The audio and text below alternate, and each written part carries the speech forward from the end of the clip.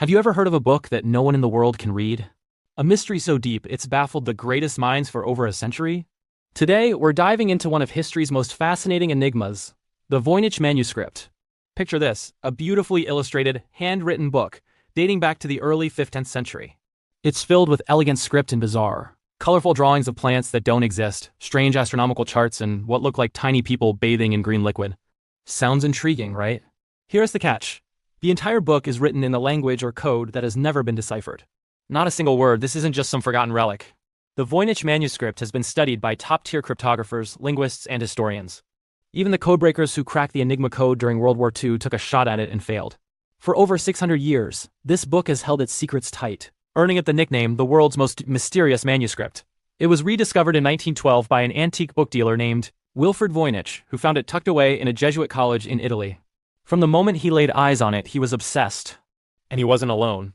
The manuscript's journey through history is as mysterious as its contents. It's been owned by alchemists, emperors, and scholars, each one likely trying and failing to unlock its meaning. Some even believed it was the work of the famous 13th century philosopher Roger Bacon, though modern carbon dating places it a couple of centuries later. So, what could it be?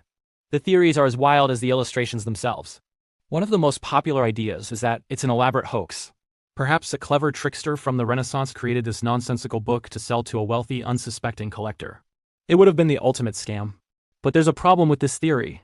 The text follows specific linguistic patterns known as Zipf's law. This means the frequency of words follows a natural pattern seen in real languages. It's too structured, too complex to be random gibberish. A forger would have needed a genius-level understanding of linguistics to fake something so convincingly. So if it's not a hoax, what is it? Another theory is that it's a lost, unknown language. Imagine a small community, isolated from the world, with its own unique way of writing and speaking. This manuscript could be their last surviving text, a window into a culture that has completely vanished. The only issue is, with no other examples of this language, we have no Rosetta Stone to help us translate it. It's a linguistic dead end. Then we get to the really exciting stuff, cryptography. Many believe the manuscript is an enciphered text, meaning it's a known language like Latin or German, but hidden behind a complex code. The author might have been recording forbidden knowledge, perhaps alchemy, heresy, or secret medical formulas and needed to protect their work from prying eyes. People have tried everything. Substitution ciphers, where each symbol represents a letter. Polyalphabetic ciphers with shifting keys. And even steganography, where the message is hidden in plain sight within the drawings or seemingly innocent details. But every attempt has hit a brick wall.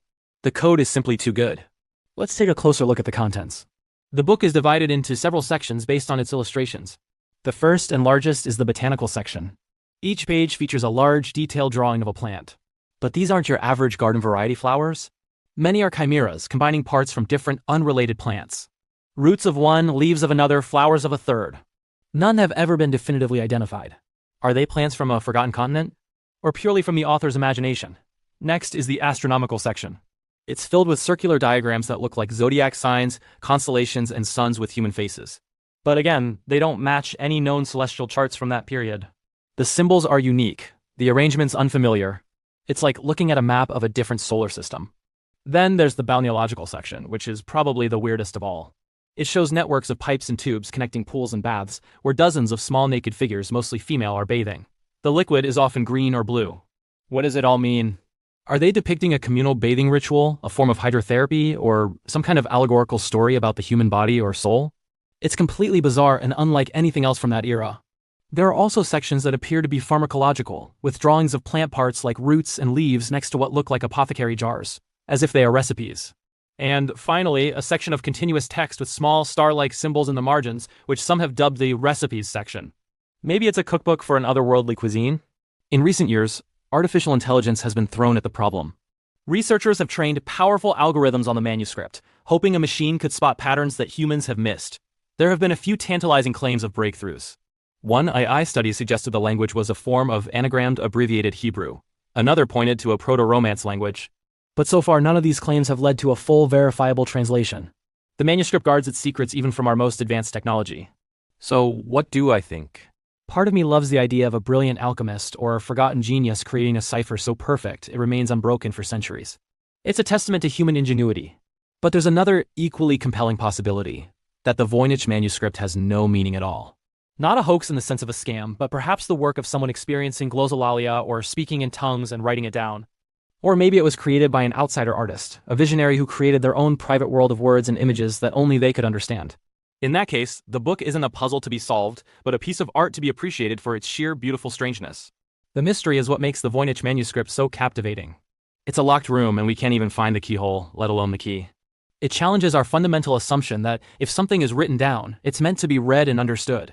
It sits there, on a shelf at Yale University's Beinecke Library, silently mocking our every attempt to understand it. What do you believe? Is it an unbreakable code, a lost language, an elaborate hoax, or something else entirely? The truth is, we may never know. And maybe that's the point. The Voynich Manuscript isn't just a book. It's a mirror reflecting our own desire for answers, our own obsession with solving the unsolvable. It's a story that has no end, and that's why we'll keep telling it. Thanks for joining me on this deep dive into one of history's greatest mysteries. If you have your own theory about the Voynich Manuscript, I'd love to read it in the comments below. And don't forget to like this video and subscribe for more journeys into the unknown. See you next time.